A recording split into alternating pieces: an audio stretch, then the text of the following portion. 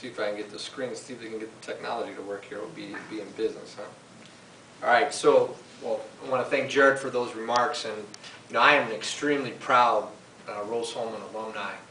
I'm also very proud that I think for now 12 years in a row, we're #1 in that ranking. And I was there kind of right at that 91 time frame when the decision was happening to be co-ed, and I think it's a phenomenal decision that we made as an institution.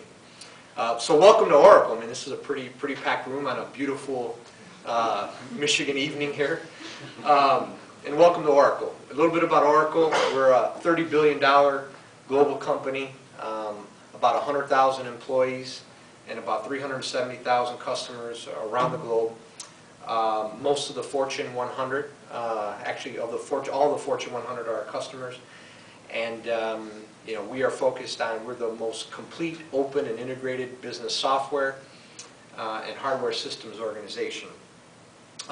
As mentioned, I'm responsible for 2 lines of business in Latin America. One's called our EXA series line of business, and the other is called enterprise architecture. So I spent a lot of time traveling throughout Latin America, speaking Spanish throughout the region, and then as an example, next week I'll be in Brazil, where I'll get the opportunity to practice my Portuguese. I'll put up another slide here, and this is kind of our new mantra as an organization. It's hardware and software engineered to work together.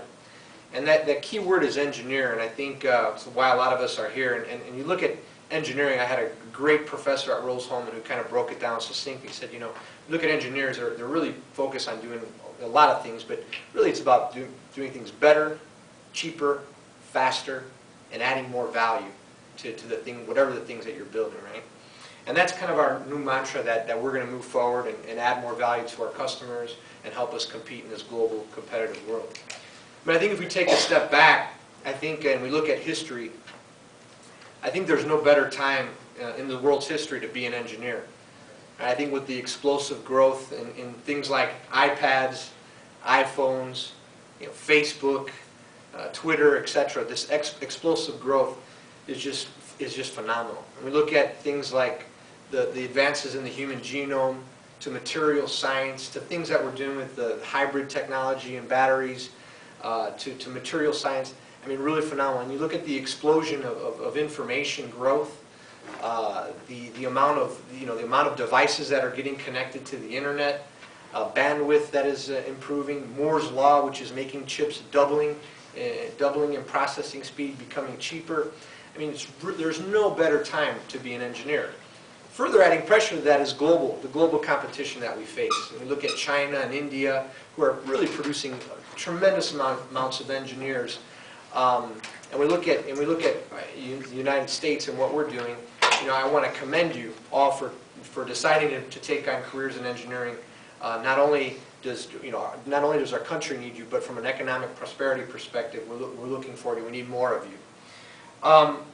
I wanted to, as we talk about my deciding to go to Rose-Hulman, I wanted to give a little bit of context to how I came and made the decision to go to Rose.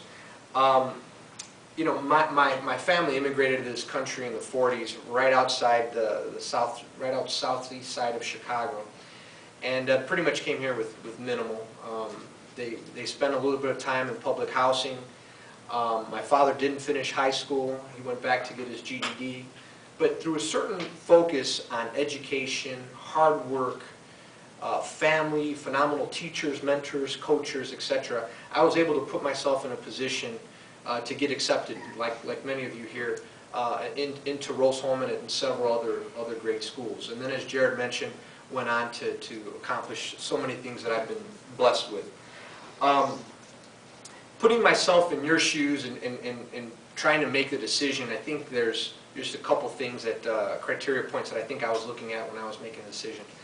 One is I wanted the best. And if I want to go to engineering school or I wanted to go to the best. And I think we would all agree through the rankings that Rose-Hulman's up there.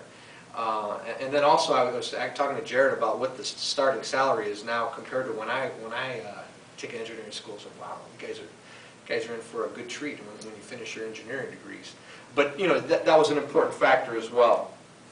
The second factor that I looked at was Well, the third important factor, because I think you'll find a lot of schools, right, that are in the rankings, that have good statistics of when you graduate and the amount of money you'll make, etc. But I think what I found was when I went onto campus was just a small family atmosphere. Right? Being the first one in my family to go to college, to me, it was just very important that I could easily walk up to a professor, that I could easily bond with other classmates, and that I could easily get from one side of the campus to the other. And for me, it just when I went on campus, to me, it just had such a family atmosphere. And for me in my kind of growing up where I did, to me that was very important. The other thing that I think was very important in my visit was there was computers everywhere. I mean, and at that time, it was 90, in the early 90s. I went and there were computers all throughout the campus. I didn't know it would be all the advances that we have today, but I knew that there was something here that was important. So those were kind of, I think, some of my important deciding factors of why I chose Rose-Hulman. Now, fast forwarding, now in my career, now I look back at the 4 years that I was in Rose-Hulman. What were some of the important things that I kind of take with me, right? And there's a Spanish saying that says, "Dime con quién andas y te diré quién eres," which means, tell me who you're hanging out with, and I'm going to tell you who you are. And what I found, and when I look back and reflect, is what I liked at Rose-Hulman was that, that you were with some high quality people, very smart, hardworking, diligent people from all across the country and all across the globe that were focused in a very tight environment on executing and hitting the books hard and working hard and solving problems. And I look back and they pushed me to levels that I would never have probably been able to accomplish anywhere else. So I think that was one, is just being around a lot of phenomenal engineers, people that were smart in a lot of diverse areas that I think was important. The second thing I think, when I look back and reflect, was what I call an innovation spark. And if you think back in the early 90s, email was just kind of starting to come about, and I had a fraternity brother who was in Germany doing a, I